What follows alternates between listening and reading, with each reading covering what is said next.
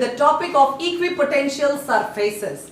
Now, in order to understand equipotential surfaces, we will be moving ahead with a situation where we have taken a point charge kept in some point in space. Exactly my method, I am not defining it right now. It is you who will put it into words and frame the definition after understanding the concept. So let's have a charge, point charge kept at some point in the space. At some distance r, here what should be the potential? We have learned it. You can refer here in the previous episodes. It is K Q upon R.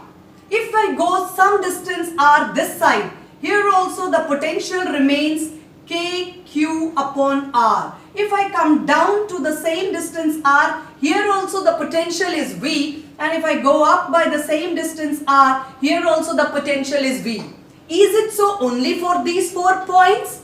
No. At any point taken radially from at a distance of r radially from this charge, I will have the same value of potential. Reason being, Q is same, R is same. So, all these points when I take, even I can talk about the points coming in this direction and the points going in. I mean to say 3-dimensionally also, if I join the locus of all these points, what will I get? You're right, we will get a sphere. So, for a point charge, spherical surface which is a 3-dimensional situation, serves as equipotential surface. Locus of all the points joined together having same value of potential is equipotential surface, and the point charge, for the point charge, it's spherical surface. Now, can you put it into words? Yes, as we have seen, the potential at all these points being same with the same distance of r. Can you put it into words? What is equipotential surface? It is the equipotential surface, or it is the locus of all the points,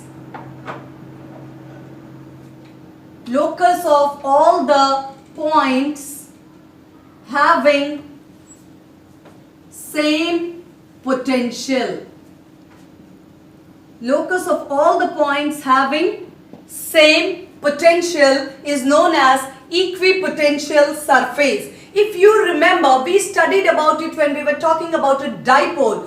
There, I told you a system of 2 equal and opposite charges, center of the dipole, and I told you this line, this central line, the perpendicular bisector, will be an equipotential surface because at all the points on this line, the potential V is equal, and that value is equal to 0 because all these points being equal distance from the charges and having the same magnitude of charge. So this perpendicular bisector has 0 potential and same potential throughout the line, and if we take a surface through this potential, we are going to get equipotential surfaces. Now we just want to see some characteristic properties of equipotential surfaces. The first property is to calculate the work done in moving a test charge from one point to another on an equipotential surface and to see what value we are getting. So we have taken this situation, a point charge. This first circle or the spherical shell represents the equipotential surface at some distance, say r, and its value is V1. You know that as we move on to the distance further, or we keep increasing the distance, the value of potential will change from V1 to V2 and so on. Why? Obviously, when R changes, you have known the general formula that V is equal to KQ upon R. So, when R increases, the value of V decreases. So, V1, V2, then V3, V4 and so on. The potentials, they are all equipotential surfaces, or you can drop the word and you can simply call them equipotentials. And the values, now the potential at all the points on this particular place will be V1 only. Potential at all the points over here will be V2. But from each circle, the potential will vary to the other. So it's V1, V2, V3 and so on. The question is, what should be the value of work done? Suppose I have chosen 2 points A and B on the, what you can say, this is V1, this is having V2, this should have V3, this should have V4, V5 and so on. I have taken on the third circle 2 points A and B, and I have to shift a charge, say Q0. I have to shift a charge Q0 from A to B. What will be the work done? Now work done, we know this formula is potential difference Vp minus Va equal to work done from A to B divided by the charge which has to be shifted. So the potential difference Vp minus Va, this value should come out to be 0. Why? Because potential at B is same as potential at A, because A and B, they are on the same equipotential surfaces. So their potentials are same. Therefore you get this 0 potential difference, and hence what do you get? Or I can write it in proper form. I will write it as VB, since VB equal to VA, we have work done in shifting the charge from A to B upon Q0 is 0, which leads to work done in shifting the charge from A to B to be 0. So work done in moving a test charge from one point to other point on equipotential surface. If the 2 points on which you are shifting the charge lie on the same equipotential surface, then keep it in your mind, let it be registered clearly that the work done is 0, or no work is done in shifting the charge from one point to other point on an equipotential surface. Then, second important thing, let us try to draw the direction of electric fields. For this point charge Q, we know the direction of electric field due to a single isolated point charge is radially outwards, since this charge is positive. So radially outwards, I can draw all these lines like this. What are they representing? They are all representing electric field lines far away somewhere. They are all representing electric field lines. Now what do you want to say? What is the angle between equipotential surface and electric field? Can you see? The electric field being radially outwards, and radius on the tangent of the circle is perpendicular. So you can say that the electric field is perpendicular to the equipotential surfaces. We can draw it from, infer it from this particular mathematical expression. You know, E dot dl is work done upon charge on an equipotential surface. For equipotential surface, work done is 0. W is 0. So what do I get? E dl cos theta. I have taken away the dot product.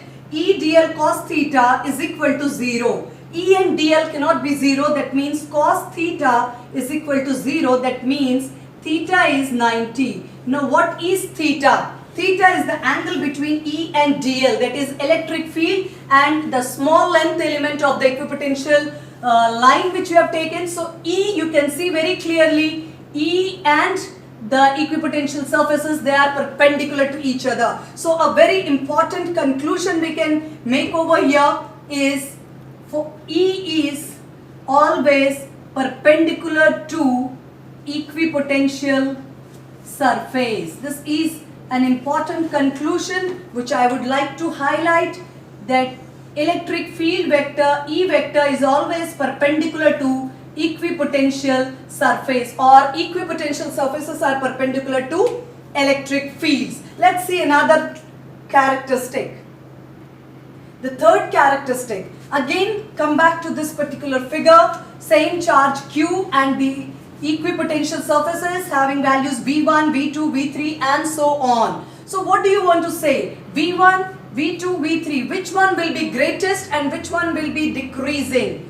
Yes, from this same formula, as our distance from the charge increases, the value of V decreases. So automatically we can conclude that V1 is greater than V2, is greater than V3 and so on. Means V1 will be more, V2 will be less, V3 will decrease, and their values going away from the charge, the value of the equipotential surface as you go away from the charge will keep on decreasing. For the obvious reason that R increases, V decreases. So you have V1 greater than V2, greater than V3 and so on. So what is the direction of electric field, relation between direction of electric field and the value of potential? Can you clearly make out that the direction of electric field is in the direction of decreasing potential, isn't it? If I take an electric field here, suppose this is the electric field radially outwards. This electric field is going from V1, the direction of the arrow is pointing from V1 to V2 to V3 to V4 and so on. Or you can say the direction of electric field is from higher potential to lower potential. You can say higher potential to lower potential. Electric field direction. The direction of electric field is from higher potential to lower potential. It is traveling from V1 to V2 to V3 and so on. Hence, this property clearly indicates equipotential surfaces indicate regions of strong and weak electric fields. You can identify the regions of strong electric field and weak electric field because electric field direction is from higher potential to lower potential. It's going from V1 towards V6. Hence, it identifies the regions of strong electric field and weak electric field. So, from here also you can make out, you already know this relation. If you have not seen, please refer to my previous episode for this particular relation. E dot dr equal to minus dv. From here, E is equal to minus dv by dr or dr equal to minus dv by E. From here you can clearly see the relation between dr and E. As the electric field is strong, the value of dr will be less. What is dr? Distance between two consecutive equipotential surfaces. Means in the regions of strong electric field, the equipotential surfaces will be very close to each other. The distance between consecutive equipotential surfaces will be small. And when the field becomes weak, when the field is very weak, then the value of dr is very high. Means in the regions of weak electric field, the dr is high. Means distance between two consecutive equipotential surfaces keep on increasing. So if E is strong, dr will be weak. Means dr will be small. Close spacing between equipotential surface. When E is weak, the distance between equipotential surface keep on increasing. A very important formula which will help you to map the, what you can say, shapes of different equipotential surfaces. A very important topic which we will be covering in the forthcoming episode. So stay tuned in. Last and the foremost important formula which will help you to apply to the concepts. No two equipotential surfaces can intersect each other. Two equipotential surfaces can never intersect each other. So these are some of the properties, and one thing I want to tell you here very clearly. Can you see it here? That as you go on going away from the charge, can you see this radius of the circle? It is increasing. So the curvature is increasing, and at very far off points, almost the curvature is decreased, and you see them as parallel lines. If I take any 2 points like this, like them, they appear to be straight and parallel. Here also the curves are parallel, no doubt, but they are curved. But as you keep going away from the charge, you can see the curvature decreases, the radius increases, and these two curves become almost straight and they appear to be almost parallel. These concepts will help you to map the equipotential surfaces for different situations. A very important topic for CBSE examinations and a topic worth understanding. Stay tuned in. We will cover it in the next episode. Thank you.